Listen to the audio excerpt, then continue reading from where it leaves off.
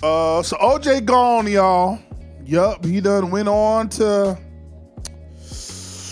wherever he went to. I'm not making no assumptions where he went, but he there now. When I heard the news that Orenthal Juice, what did Jay say about Orenthal James? I'm gonna go Orenthal James. That sounds correct. That's probably wrong. Orenthal James Simpson done died. You know what I felt? I don't feel no ways. I don't feel any way about it. I felt no ways. I felt no ways. I know that sounds cruel and mean, but I felt no ways. Why? Because I have no connection to this OJ nigga. I have none. I did not see this nigga win the Heisman. I wasn't alive when this nigga was breaking records in the NFL. I wasn't alive when this nigga was doing movies. Now, I was alive when his ass was getting chased by the police and the Bronco, but I had other things to worry about at the time. Like, who was the white Power Ranger? Should I take my Barney or my Sesame Street lunchbox to preschool? And who was better, the white Michael Jackson or the black Michael Jackson? I had so many different things on my mind, and that was burdening me during this time. I had no idea about OJ and the whole Bronco and him allegedly killing his wife and her boyfriend and the whole OJ trial. I knew nothing about that. It wasn't until I got older and through media, through TV, which almost every prominent television show, especially in the 90s, has some type of O.J. Simpson punchline. Now enjoy the parts you didn't see. I am 100% not guilty. I could not. Line. Have killed Ron and Nicole. Cut. Can I take another stab at it?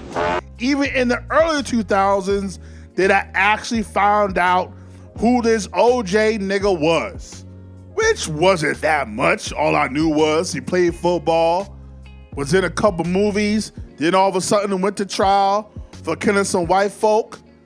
Then if the glove don't fit, you must have quit. He got off and that was it. Like I didn't know nothing else. However, the ongoing joke with OJ always was, you know OJ did it. OJ did it. I remember watching The Barbershop. OJ did it. OJ did it. Like, it was almost like a known secret within the black community that we didn't want white folks to know, that we knew, that they knew, that we knew that OJ did it. But again, I never really cared about the nigga. I never thought about him. And then this Negro decides to get himself put in jail in the late 2000s for stealing his own memorabilia. And I'm like, how dumb can a nigga be? You knew you got lucky because you had Mr. Johnny Cochran, God rest his soul. You knew you got lucky getting off the first time. You tried your hand a second time. You thought you was MacGyver. You thought he was James Bond. You thought you was, I don't know who you thought you was, the Great Gatsby. Like, what you think you was doing? I don't even know if that's a right reference, but what did you think you was doing? Like, trying to steal your own stuff and then wind up going to jail for like, I don't know, 4 or 5 years? Like, this has to be the dumbest nigga in the history of niggerdom. How did you? I was like, all right, bro.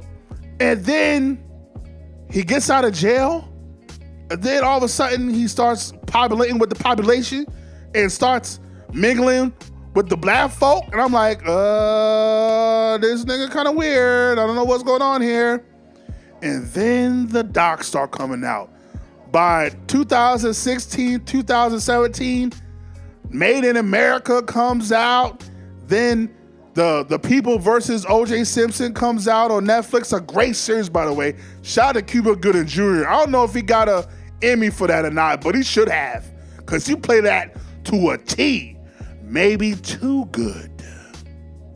But this ain't a hit on there. Shout out to Courtney Vance as well, that played Johnny Cochran. He really did his damn thing, unsung hero.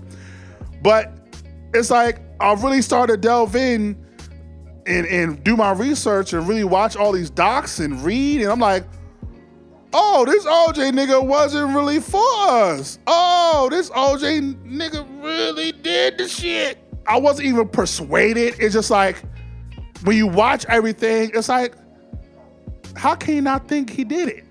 The way he moved, everything he did before and after, having all the evidence, I'm like, oh, he did do that shit. Well. I didn't feel no way about it. Why? Because the biggest trial I experienced in my lifetime was the George Zimmerman trial.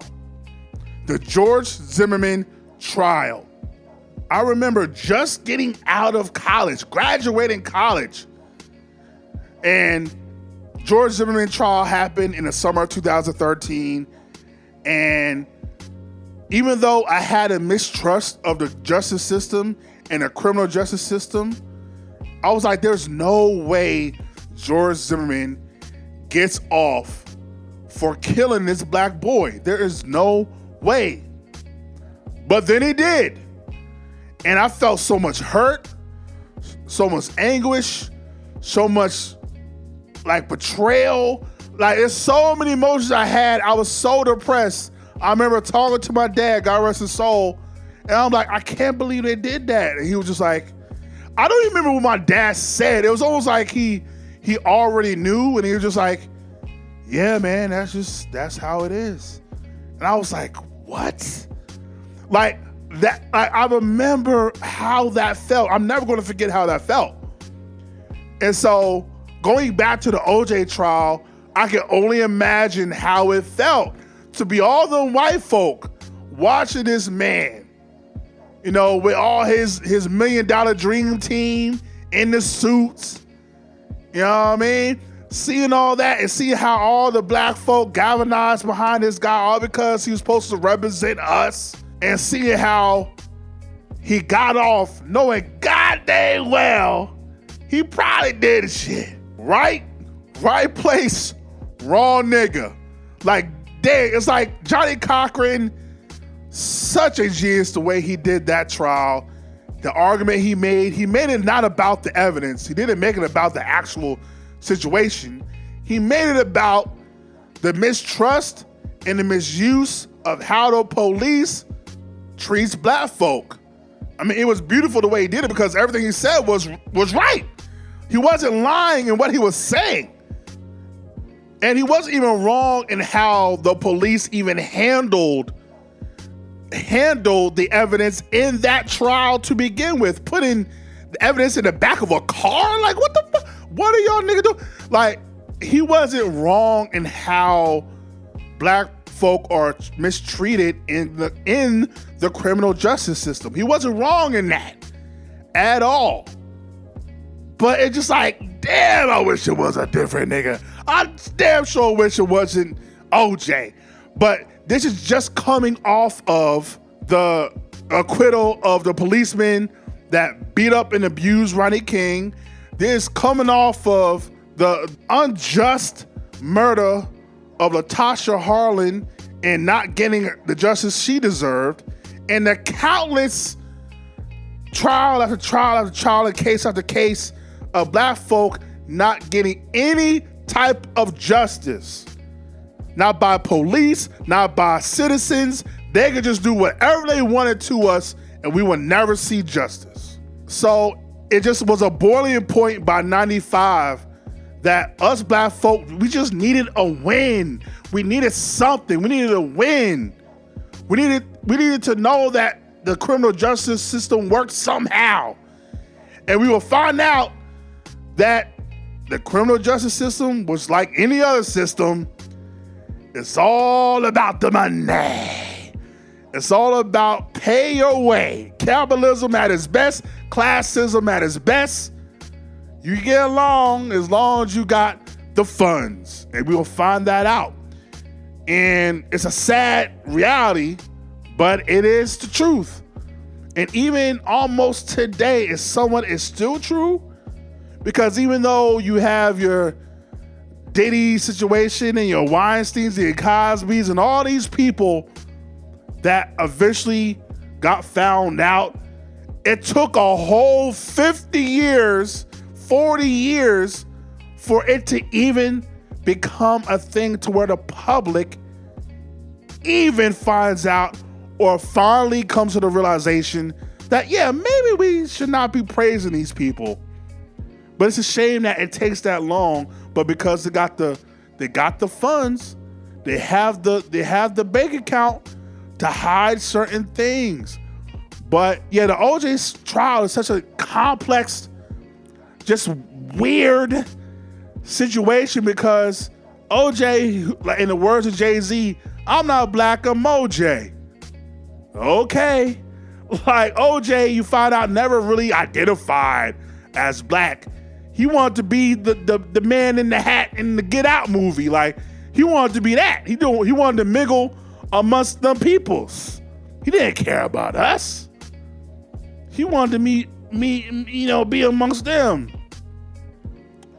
And it's not until he gets put on trial to where he's like, oh yeah, I guess I am black. And then it gets off to where he's like, oh yeah, I guess I am black. Well, you gotta be black now because white folk ain't messing with you.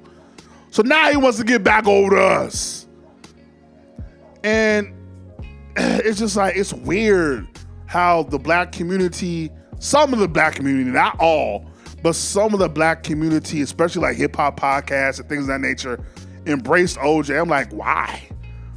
He's just a weird, he's like, just to find out everything he did, from writing the book to If I Did It to all the strange skits and stuff he'll be doing later on. It's like, he's a weird motherfucker. Like he's strange, bro.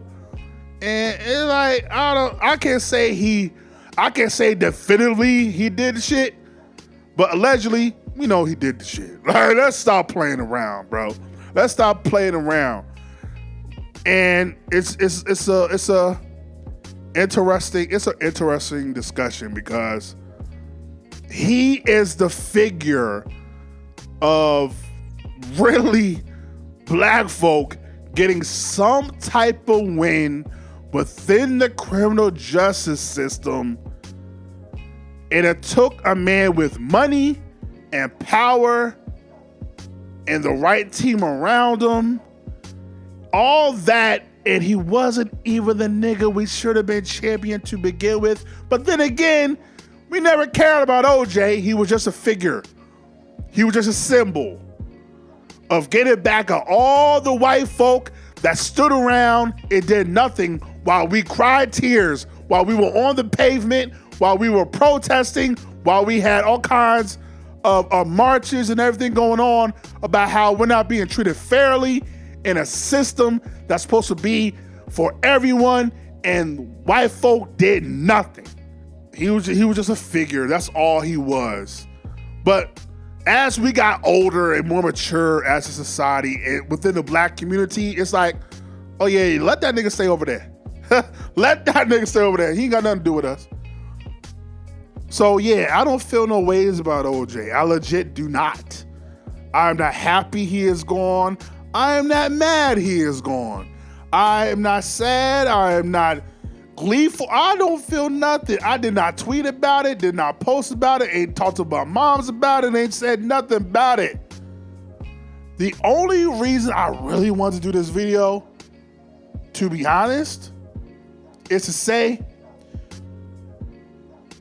my black brothers, please go get yourself checked. Please go to the doctor. I know, we don't like it. Trust me. Especially once you get up there and get older, check everything. Check your heart, your prostate, your colon. Check everything. We are leaving up out of here, boy. Like, check everything. That's all I gotta say, man. Even though he was 76, He lived a long life. But still, prostate cancer is something that if it gets attended early, you might be able to handle it. But if it's too late, it's hard to deal with. So please, my black brothers and even my black sisters, please go to the doctor. Please go get checked. Please take care of your health, because health is wealth. That's the only reason I really want to do this video. Condolences to O.J. Simpson's family. I guess I'll end it like that. Peace and blessings. Okay, bye-bye.